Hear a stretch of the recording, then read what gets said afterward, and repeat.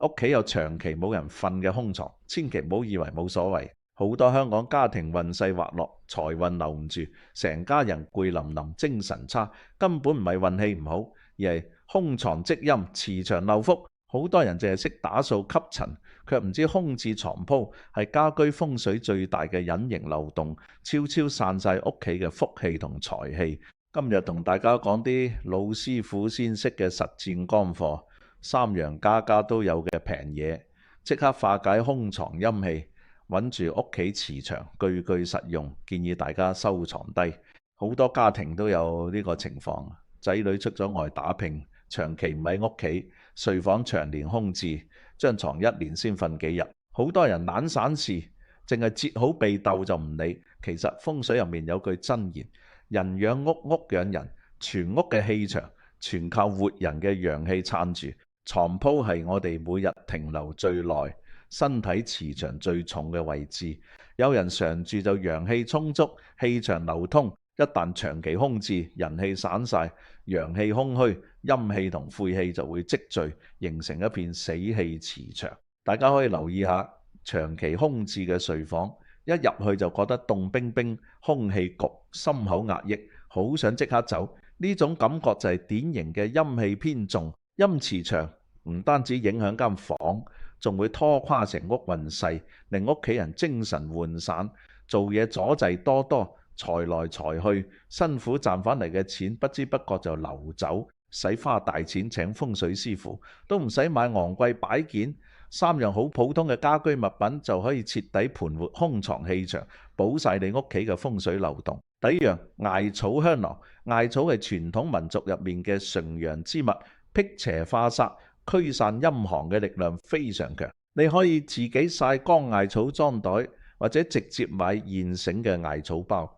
重點唔係靚唔靚，係要保留艾草純正嘅純陽氣味，擺喺空床上面，持續散發嘅陽氣可以打散床鋪死氣，形成一層乾淨嘅保護氣場，杜絕陰氣積聚，令凍冰冰嘅空床變回溫潤狀態。原理同端午掛艾草擋煞一模一樣。第二樣，紅布包白米。呢招係好多老一輩師傅秘傳穩磁場嘅關鍵絕招。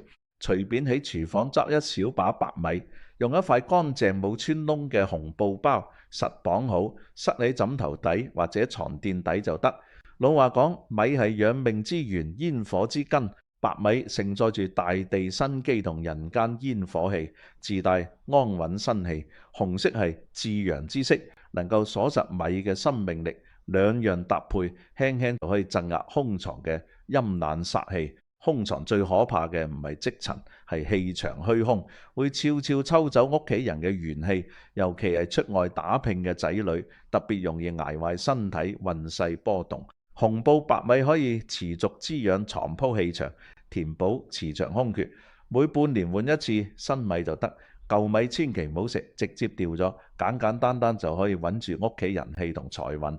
第三樣，屋主日常着開嘅舊衫，呢招最有效，亦都最多人忽略。記住唔好用新衫冇着過嘅淨衫，一定要揀呢張床。原本主人經常着有體溫有折痕嘅舊衫，自然攤平放喺床中間就得。貼身舊衫吸附咗你長期嘅體溫氣息同個人磁場，等於係你日日喺度鎮守張床，遍過空間氣場，維持生機，杜絕孤寂陰冷嘅煞氣，從根源解決空床耗運問題。好多香港家庭日日打掃到一塵不染，但屋企人偏偏瞓得唔好，周身無力，經常小病，運勢阻滯。核心原因就係屋缺人氣，氣場死寂。風水上屋可以空，但絕對唔可以冷。氣場一冷，福氣同財氣自然留唔住。順帶同大家講幾個臥室大忌，殺傷力比空床更加厲害。90%香港屋企都踩坑。首先，床底千祈唔好塞滿雜物、舊鞋、爛家電、紙皮。床係主健康、主財運，床底必須通透通風，堆滿垃圾雜物，等於瞓喺垃圾堆上面，濁氣、霉氣積聚，容易引發關節痛、筋骨毛病，財運亦都會被卡死，賺幾多都無端端蝕晒。即刻去清空床底，淨係可以擺乾淨換季被枕。第二，鏡子絕對唔可以對床，大家瞓覺嘅時候，氣場最弱，防禦力最低，鏡子喺風水主反射，反轉煞氣，整晚照住你瞓，會不斷消耗你精神氣場，導致發噩夢、失眠、神經衰弱，仲會令家人脾氣暴躁，夫妻爭拗多多。如果戶型改唔到，瞓覺前一定要用不透光布遮實鏡面，保平安保感情。第三，床頭一定要貼實牆，忌靠窗，忌懸空。床頭代表你嘅靠山，貴人運同事業運。床頭對窗，氣流直通頭部，叫做腦後進風。出門容易遇小人，工作甩底，貴人遠離，瞓覺都冇安全感。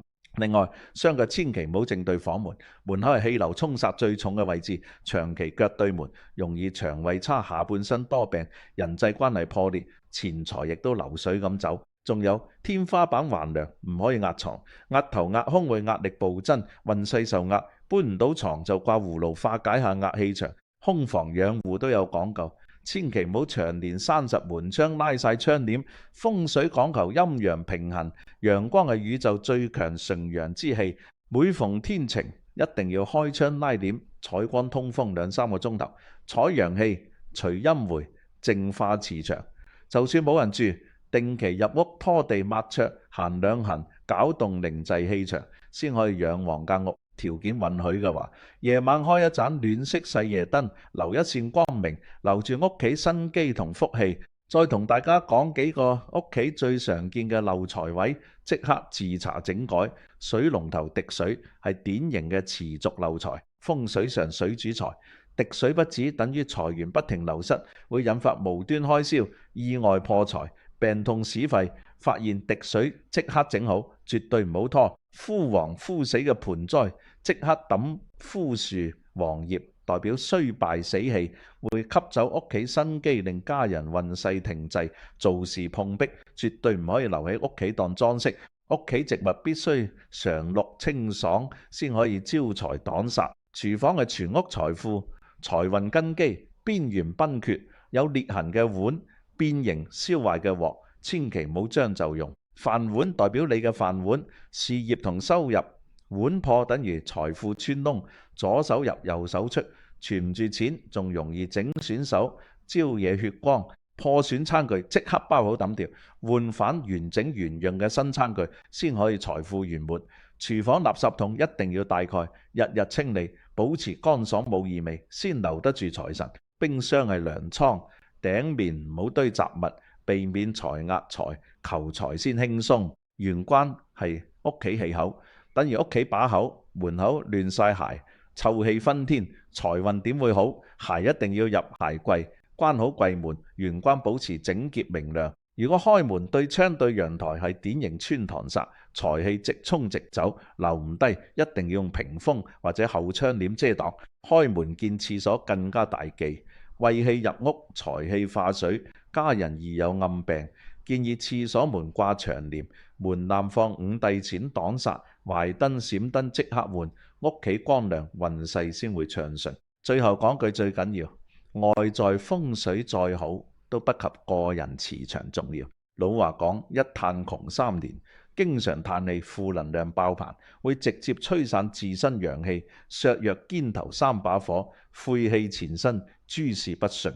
千祈唔好日日抱怨、消極負面、遠離負能量嘅人，多接觸開朗善良嘅人，多親近大自然，心境開朗，身體健康，你自己就係最大嘅福氣場。風水從來唔係玄虛迷信，係細節養運、環境養人嘅智慧。好好處理屋企空床，保齊各類漏財破綻，養好全屋氣場，一家人自然平安順利，財運興旺。即刻動手調整，分享俾身邊親友，齊齊加